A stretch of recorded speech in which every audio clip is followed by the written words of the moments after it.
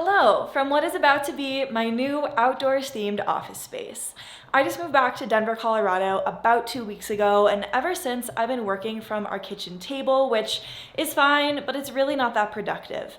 I'm never able to get that into work. I have to clean things up at the end of the day so that way I can eat dinner, and it just feels like I'm never leaving work time, if you know what I mean. This office space is full of natural light, as you can see, so I'm really excited to have a lot more productive, focused work time in this area and to transform it using a combination of things that I own already and things that I'm going to build. So today we're taking advantage of the good weather. We're gonna head to the hardware store and get building.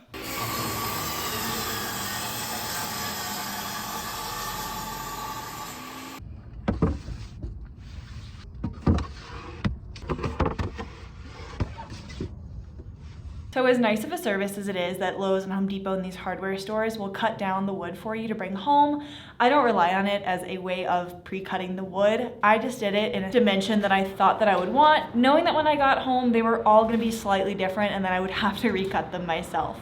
So I'm gonna go ahead and start sorting them by size or by measurement, so that way I know exactly how much I need to cut off myself before prepping the wood for building.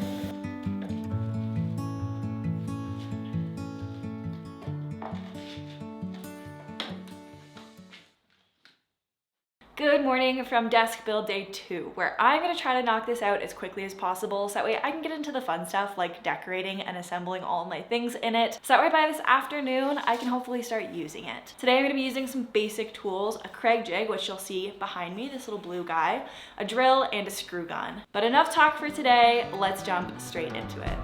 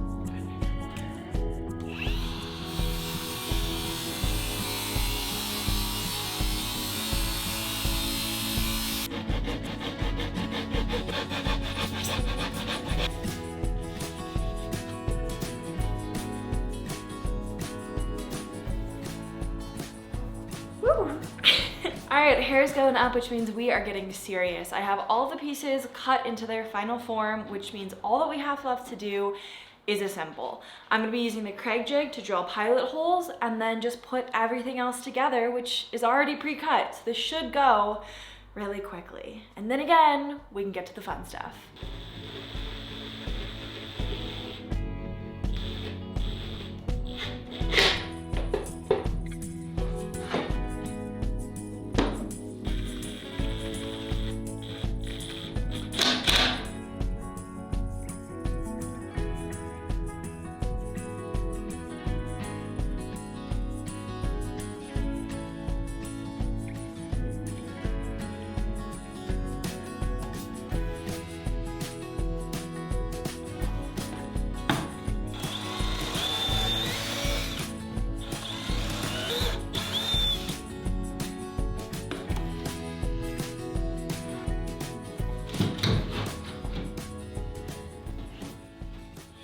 Alright, so after about a half day's work, I think I've been working on this for about 3 hours, it's starting to get dark outside and I've made some good progress.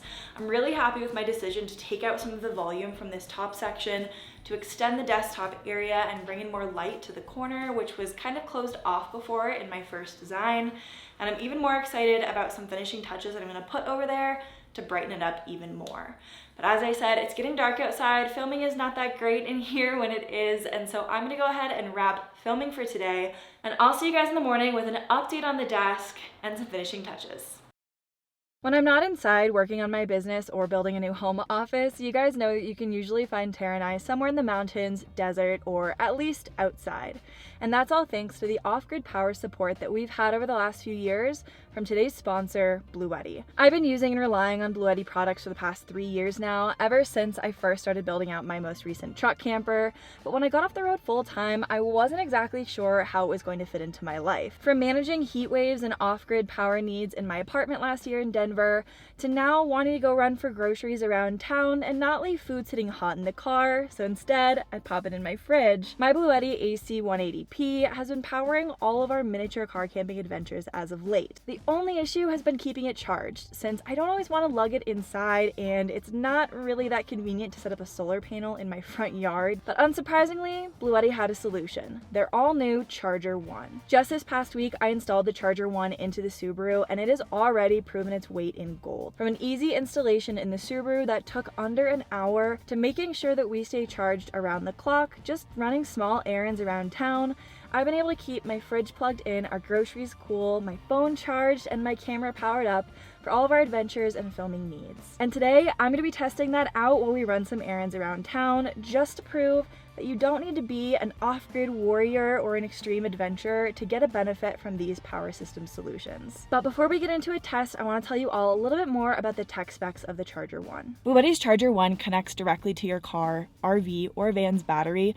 allowing you to charge your power station up to 6 times faster. It works with all Bluetti power stations and most of the brands on the market that come with an MC4 connector. Delivering a max of 560 watts of power, it allows you to charge your power stations 6 times faster than traditional car cigarette lighter chargers, which y'all know that I've struggled with in the past, especially in winter when I can't rely on solar power.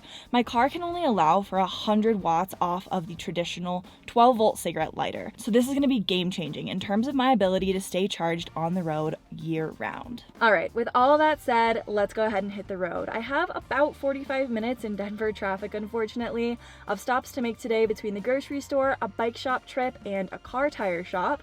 And then we'll head home and see with the Bluetti app just how much of a charge we can manage with 45 minutes of driving. I think you're going to be just as impressed as I am.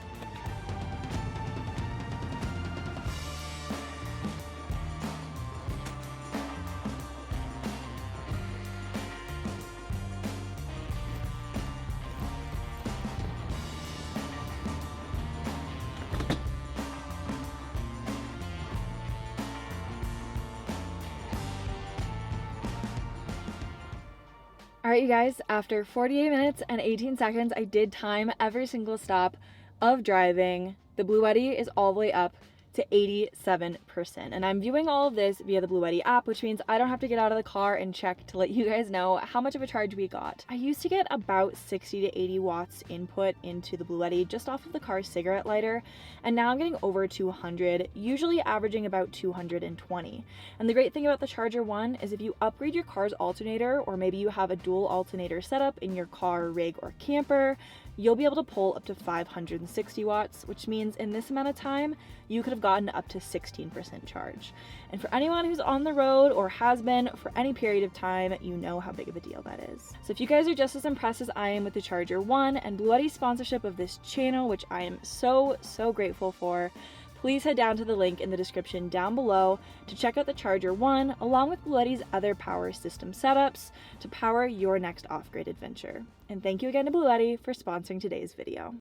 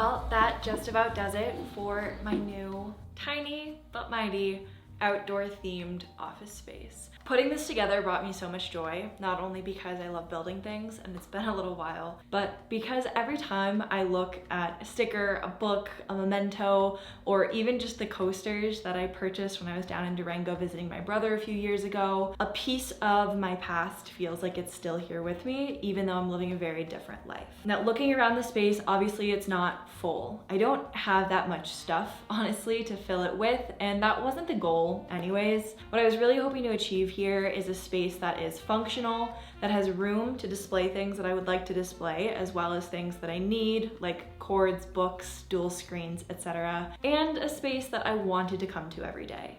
I really enjoy what I do for work, which is very creative, and moving around and not having a space where I feel like I can focus that energy has been really tricky. So I'm super excited to see how being in this space that I really do love and that I think is going to grow with me is going to impact my work, because I think it's going to be really positive.